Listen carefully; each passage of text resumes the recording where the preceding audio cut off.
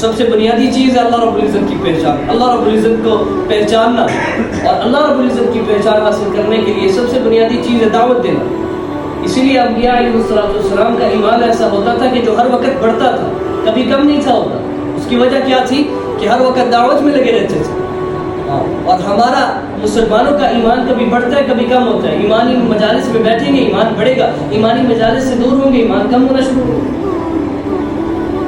یہ ایمانی مجالس قائم کرنا یہ بہت سخت ضروری ہے. اللہ کی بڑائی جس میں بولی جا رہی ہو, اللہ کی کبریائی جس میں بولی جا رہی ہو کہ اللہ رب العزت سب کچھ کرنے والے ہیں, اللہ کا غیر اللہ کے حکم اور ارادے کے بغیر کچھ نہیں کر سکتا. اللہ کی محبت کے ساتھ ہمارے دل بھرے ہو. آپ کو ایک حدیث قدسی سناتا ہوں, یا ابن آدم انی لک محب. اللہ کے نبی صلی اللہ علیہ وسلم حدیث قدسی ہم تک پہنچا رہے ہیں, فرمایا یا ابن آدم, اے آدم کی اولاد. اچھا یہ عموم ہے, اس میں آدم کی اولاد بولا, کوئی خاص نہیں بولا کہ اے مسلمانوں, اے تہجد گزارو, اے عالم دینوں, اے علماء, اے اصفیاء, اے اتقیاء, نہیں, عموم کے ساتھ بولا یا ابن آدم, اے آدم کی اولاد. اچھا آدم کی اولاد میں زیادہ تر دیکھیں تو اللہ رب العزت کو نہ ماننے والے ہیں, اللہ رب العزت کو نہ ماننے والے ہیں. اور کئی ایسے ہیں جو اللہ رب العزت کو سرے سے مانتے ہی نہیں. کئی ایسے ہیں جنہوں نے اپنے ہاتھوں سے بت بنائے اور انہیں اپنا معبود بنایا ہوا, اور کئی ایسے ہیں جنہوں نے حضرت عزیر علیہ السلام کو اللہ کا بیٹا بنایا ہوا, اور کئی ایسے ہیں جنہوں نے حضرت عیسیٰ علیہ السلام کو معبود بنا رکھے, اور کئی ایسے ہیں جنہوں نے حضرت عیسیٰ علیہ السلام کو اللہ کا بیٹا بنا رکھے. تو ان سب سے اللہ رب العزت مخاطب ہو کے کہہ رہے ہیں یا ابن آدم, اے آدم کی اولاد, انی لک محب, میں تم سے پیار کرتا ہوں. یہ میرے اور آپ سے اللہ رب العزت کہہ رہے ہیں کہ اے آدم کی اولاد, میں تم سے پیار کرتا ہوں. اچھا یہ بتائیں کہ بادشاہ کو کبھی رعایا کی فکر ہوئی؟ آج کل حکمرانوں کو دیکھ لیں, انہیں رعایا کی کبھی کوئی فکر ہوئی کسی؟ اور وہ جو بادشاہوں کا بادشاہ ہے, وہ جو بادشاہوں کا بادشاہ ہے, لا الہ الا انا مالک الملوک و ملک الملوک قلوب الملوک فی یدی, وہ جو بادشاہوں کا بادشاہ ہے, جس کی ملک میں, جس کی قدرت میں سارے کے سارے بادشاہوں کے دل ہیں, وہ کیا کہہ رہے ہیں؟ انی لک محب, میں تم سے پیار کرتا ہوں. اور پھر اس سے اگلی بات اس سے بھی ہے, میں فبحقی علیک کن لی محبا, تجھے میرے حق کی قسم تو بھی مجھ سے پیار کر. ہم لوگ اللہ رب العزت سے پیار کرنے والے تو بنے, ہم لوگ اللہ رب العزت کو پہچانے تو صحیح, ہم لوگ اللہ رب العزت کی مانے تو صحیح. ہم لوگ اور اللہ رب العزت کو پہچاننے کے لیے, جیسے میں نے پہلے عرض کیا, یہ بنیاد ہے لوگوں کو اللہ کی پہچان کرائے. بار بار اللہ کی بڑائی کو زبان سے بولیں, بار بار بولیں کہ ہر چیز کا بنانے والا اللہ ہے. خدا کی قسم اگر دل سے نکلے گا اللہ اکبر, نماز کے اندر اللہ اکبر بولا اور وہ اللہ اکبر ہمارے دل سے نکلا, تو ساری زندگی بدلنے کے لیے وہ اللہ اکبر کہنا کافی ہے. ہمارا دل اللہ کی کبریائی سے بھرپور ہونا چاہیے, اللہ کی عظمت کے ساتھ بھرا ہو ہمارا دل, اور پھر اس کے ساتھ لوگوں کا تعلق اللہ کے ساتھ ہو.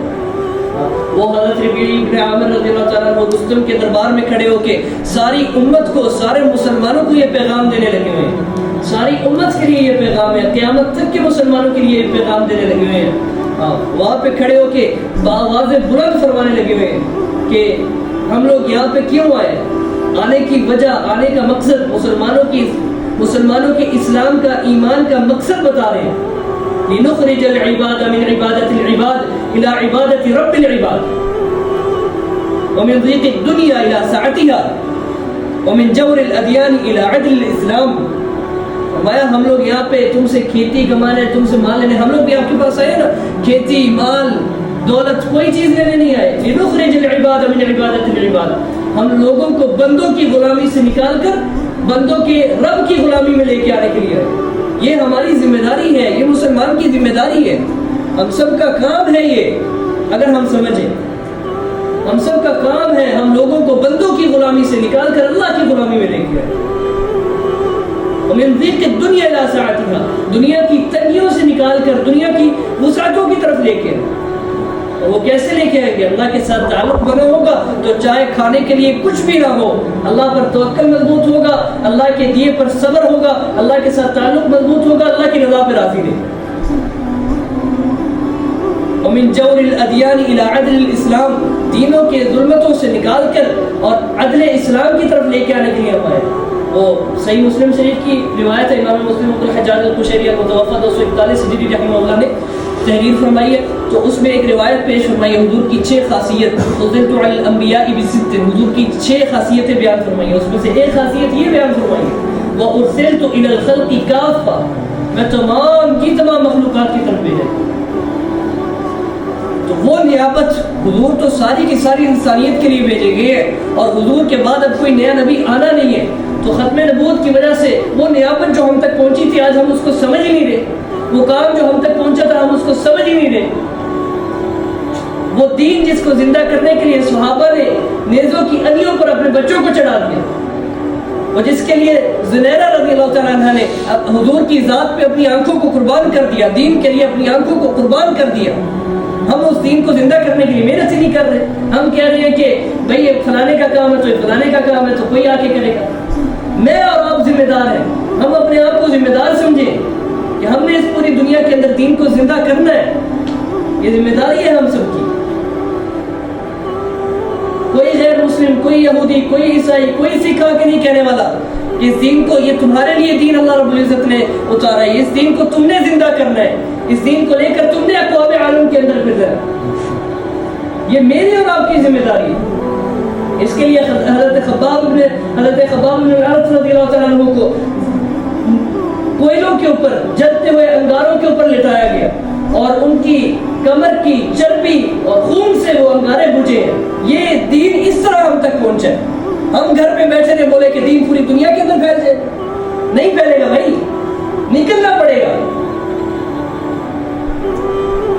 جو یہ کہتا ہے کہ اللہ کے نبی صلی اللہ علیہ وسلم کے بعد کوئی نیا نبی آئے گا اس کو دین سے نکلنا پڑے گا، اور جو یہ کہتا ہے کہ حضور صلی اللہ علیہ وسلم کے بعد کوئی نیا نبی نہیں آئے گا اس کو بستر اٹھا کے گھر سے نکلنا پڑے گا، کیونکہ جب نیا نبی نہیں آنا تو دین کو کس نے پھیلانا ہے؟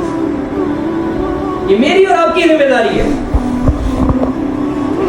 کہ پوری دنیا کے اندر صحابہ کی قربانیوں کو رائے گا۔ حضرت عمر بن ابسہ رضی اللہ تعالیٰ عنہ وہ سندھ کے اندر مدفون ہے، حضرت عمر بن الاکتب سندھ کے اندر مدفون ہے، حضرت معاذ جونی رضی اللہ تعالیٰ عنہ سندھ کے اندر مدفون ہے۔ کیا کرنے گئے تھے؟ وہ پیسہ کمانے گئے تھے، دولت کمانے گئے تھے، اتنی گرمی والے علاقے میں مکہ مدینہ کی نمازوں کو چھوڑ کے وہاں پہ کیا کرنے گئے تھے؟ دین میرے اور آپ تک پہنچانے کے لیے گئے تھے نا، کہ اور کوئی ذمہ داری تھی؟ وہ 40 صحابہ جو ایک ہی قبر کے اندر مدفون ہے پشاور میں، وہ کس لیے آئے تھے وہاں پہ؟ دین کو زندہ کرنے کے لیے آئے تھے نا۔ اب میں اگر اپنی ذات سے خود سوال کروں کہ میں نے دین کو زندہ کرنے کے لیے کتنی کوشش کی اور کتنی توجہ کی، کہیں ایسا تو نہیں کہ جو دین کی محنت کر رہے میں ان کے راستے میں بھی رکاوٹ بن رہا ہوں؟ ذمہ داری ہے یار، صحابہ کا کام تھا یہ، صحابہ نے اس کے لیے اپنی جانیں قربان کی ہیں۔ مدینہ کو خالی کیا حضرت ابوبکر رضی اللہ تعالیٰ عنہ نے، مدینہ کو خالی کر دیا کہ سارے صحابہ نکل جائیں مقابلے کے لیے۔ مدینہ میں 3 دن اذان دینے کے لیے کوئی بالغ مرد نہیں تھا۔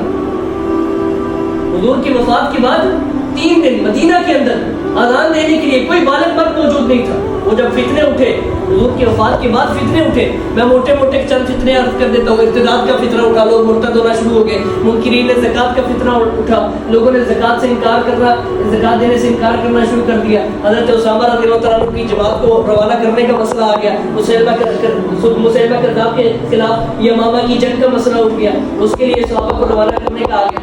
تو اب حضرت ابوبکر رضی اللہ تعالیٰ عنہ کہہ رہے ہیں کہ سب کو روانہ کر دیا جائے۔